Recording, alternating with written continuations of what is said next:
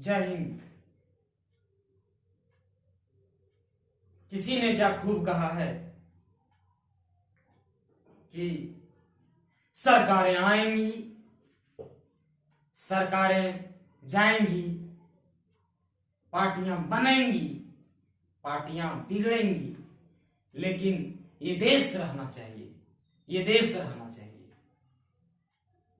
उसी को किसी कवि ने कहा है कि जो भरा नहीं है भावों से, जो भरा नहीं है भावों से, बहती जिसमें रसधार नहीं, वह हृदय नहीं, वह पत्थर है जिसमें स्वदेश का प्यार नहीं, जिसमें स्वदेश का प्यार नहीं, जिसमें स्वदेश का प्यार नहीं। आज मैं आदरणीय, महनीय, सम्माननीय भारतीय राजनीति के पुरोधा, आरएसएस और बीजेपी के विकास पुरुष, राजनीति के अजात शत्रु और देश को एक सच्ची राजनीति देने वाले अटल बिहारी वाजपेयी के जन्मदिन पर मैं आप तमाम देशवासियों का हार्दिक अभिनंदन करता हूं। और साथ ही मैं आज अटल जी के बारे में आप लोगों को कुछ बताना चाहूंगा। आज क्रिसमस दिवस भी है, तो वैसे लोग जो क्रिसमस दिवस को सेलिब्रेट करते हैं, मैं उन्हें भी अपनी ओर से हार्दिक बधाई देना चाहूंगा। अटल बिहारी वाजपेयी का जन्म 25 दिसंबर 1924 को ग्वालियर, मध्य प्रदेश में हुआ था। इनके पिता, जो कि ब्रजभाषा के एक अच्छे कवि भी थे, उनका नाम कृष्ण कुमार वाजपेयी था और मम्मी का नाम, या कह सकते हैं माता जी का नाम कृष्णा कुमारी वाजपेयी था। याद रखना बहुत ही सरल है। पिता कृष्ण थे और मां कृष्णा थी, और इन्हीं के घर छठे नंबर पर अटल बिहारी वाजपेयी का जन्म हुआ। तो अटल बिहारी वाजपेयी के बारे में अगर जाने तो अटल बिहारी वाजपेयी के बारे में लोग कहा करते हैं, ना भूतो ना भविष्यति। आज आजादी के कई दशक बीत गए, लेकिन आज तक भारतीय राजनीति के इतिहास में, भारतीय जनमानस में, इस अखंड लोकतंत्र में अभी तक कोई ऐसा विकास पुरुष पैदा नहीं हुआ है जो अटल बिहारी वाजपेयी का बराबरी कर सके। और तभी तो किसी ने कहा है कि तालीम नहीं दी जाती, तालीम नहीं दी जाती यूं परिंदों को उड़ान की। वो खुद ही समझ लेते हैं क्या ऊंचाई है आसमान की, क्या ऊंचाई है आसमान की। ऐसे ही विकास पुरुष का नाम अटल बिहारी वाजपेयी है, जिन्होंने 4 दशकों तक पूरे भारतीय गणतंत्र पर राज किया, पूरे भारतीय जनमानस के हृदय में बसे रहे। और आज तक के इतिहास में इकलौते ऐसे राजनेता हैं जिनके विपक्ष में लोग रहे, लेकिन विरोध में कोई नहीं रहा, जिनसे लोगों को मतभेद रहा लेकिन मनभेद नहीं रहा। ऐसे विकास पुरुष का नाम अटल बिहारी वाजपेयी है। उन्होंने 4 दशकों तक भारतीय संसद को सुशोभित किया। 4 दशकों तक, कोई छोटा समय नहीं होता है। 4 दशकों तक उन्होंने भारतीय संसद को सुशोभित किया। लोग कहते हैं कि पद पाने के बाद इंसान महान होता है, लेकिन अटल बिहारी वाजपेयी की अगर बात करें तो शायद वो प्रधानमंत्री की कुर्सी और भी महान हो गई, जब अटल बिहारी जैसे महनीय कवि ने, महनीय आत्मा ने उस कुर्सी को सुशोभित किया। जहां तक मुझे जानकारी है, उन्हें निम्न सदन अर्थात लोकसभा में 10 बार जाने का मौका मिला और उच्च सदन अर्थात राज्यसभा में 2 बार जाने का मौका मिला। उन्होंने अपने जीवन की शुरुआत आरएसएस के प्रचारक के रूप में की।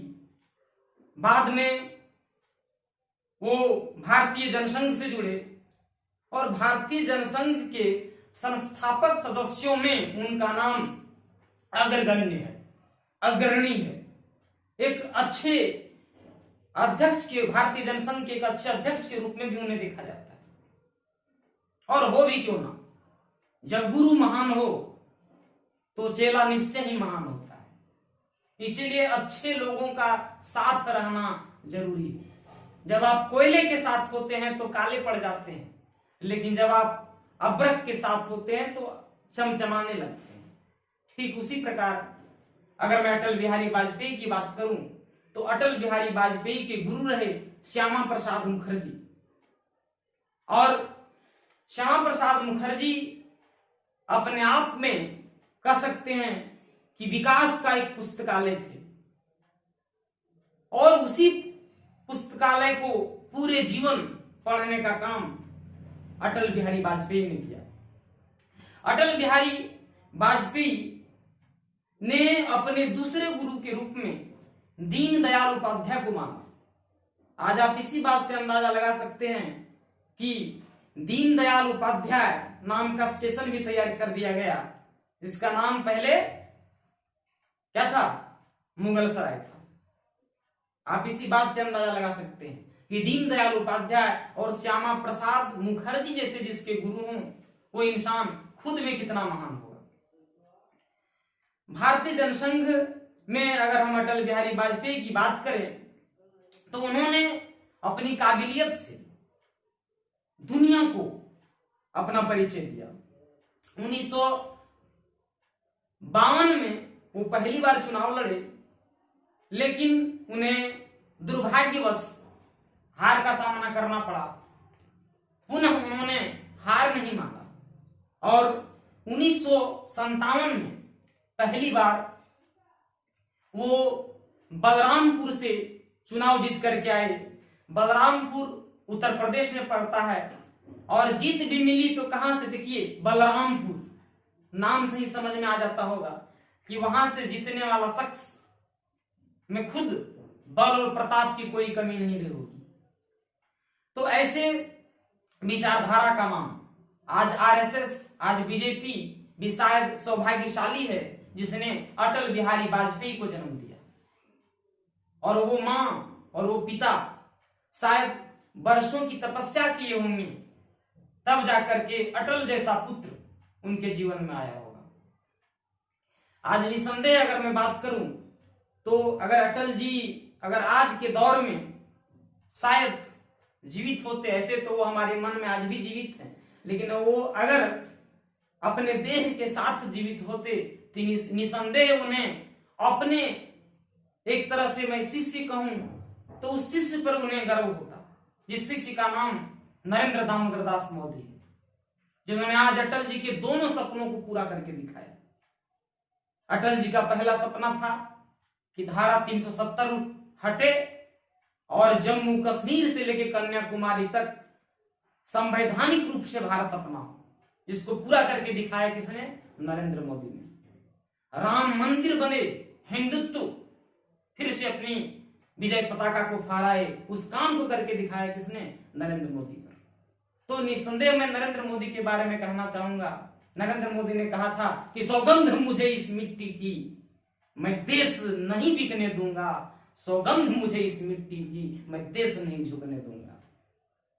फिर से मैं वही बात बताना चाहूंगा कि जैसा गुरु होता है उसका असर उसके चेले पर, उसके शिष्य पर जरूर पड़ता है।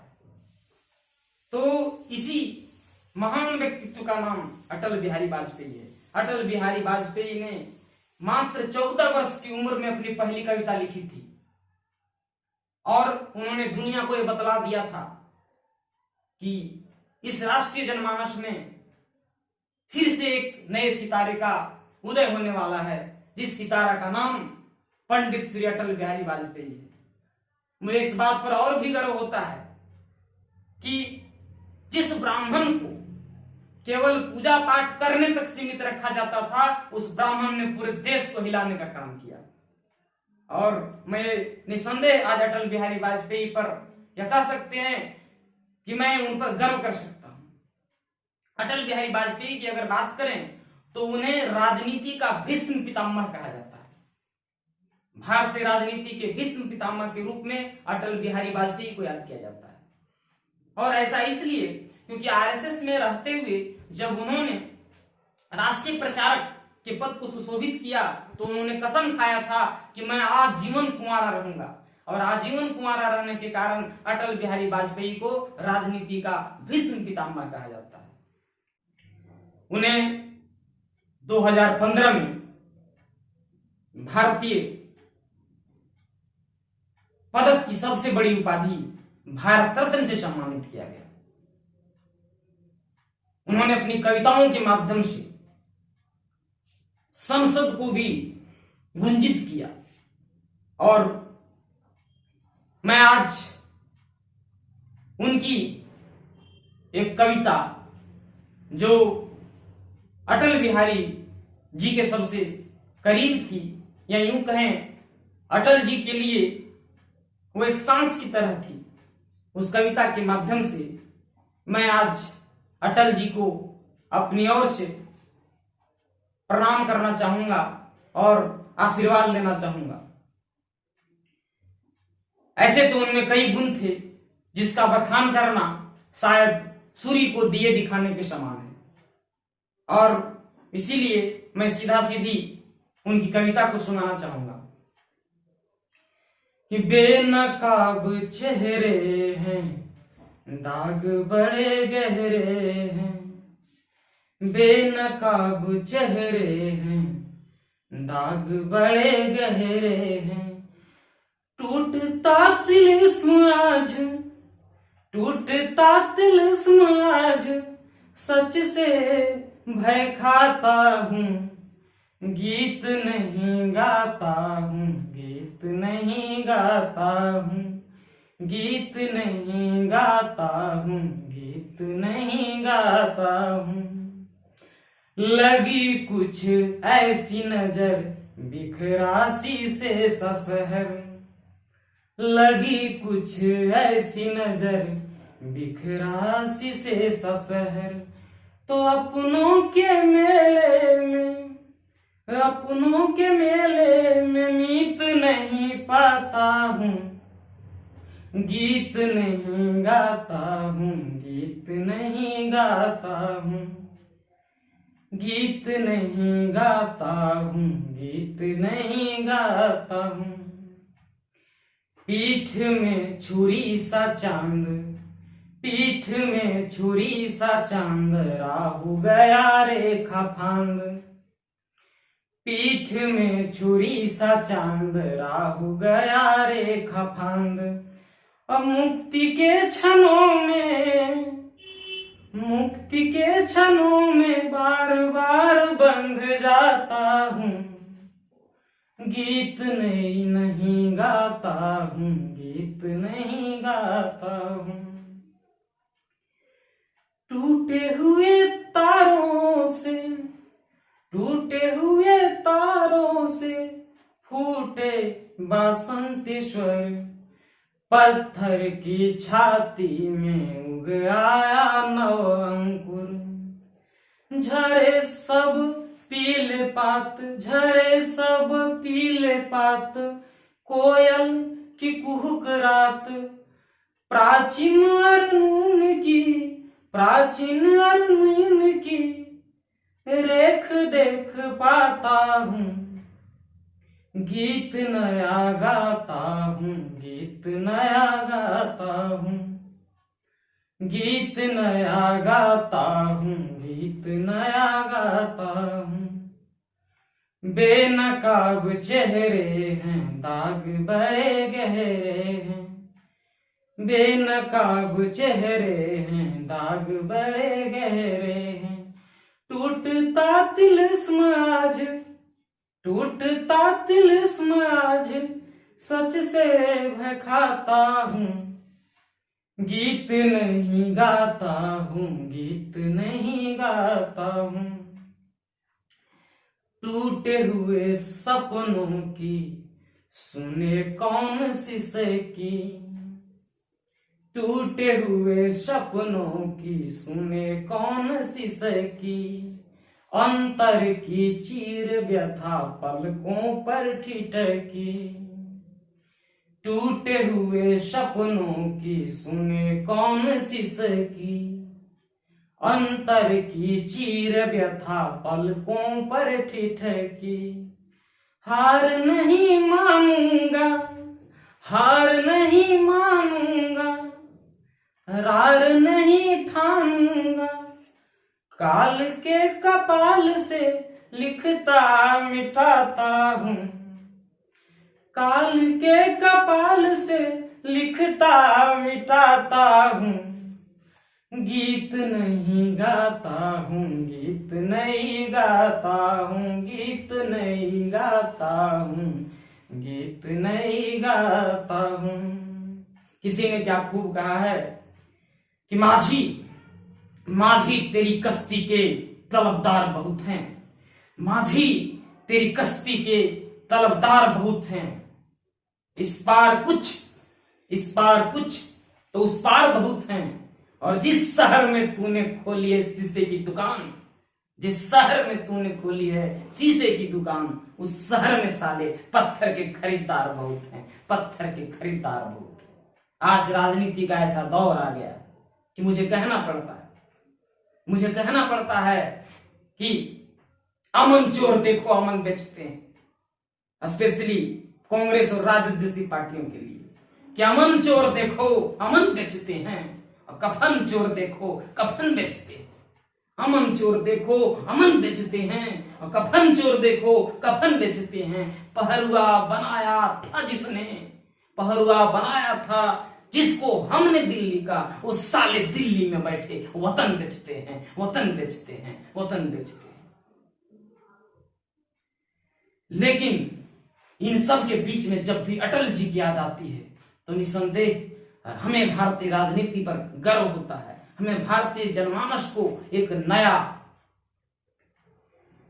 कीमत चुकाने वाला उस विकास पुरुष को हम लोग याद करते हैं, जिस विकास पुरुष ने हमारे देश को निसंदेह मजबूत किया।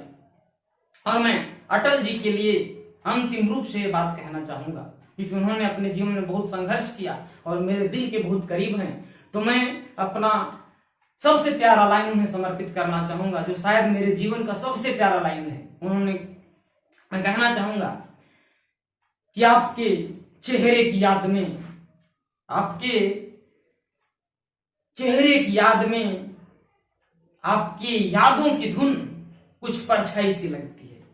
आपके चेहरे की याद में, आपके यादों की धुन कुछ परछाई सी लगती है और कानों में गूंजती किसी सहनाई सी लगती है। आप आज मेरे करीब हैं इस जन्मदिन के माध्यम से, तो कुछ अपनापन है, वरना सीने की सांस भी पराई सी लगती है, पराई सी लगती है, पराई सी लगती है। धन्यवाद। जय हिंद, जय भारत।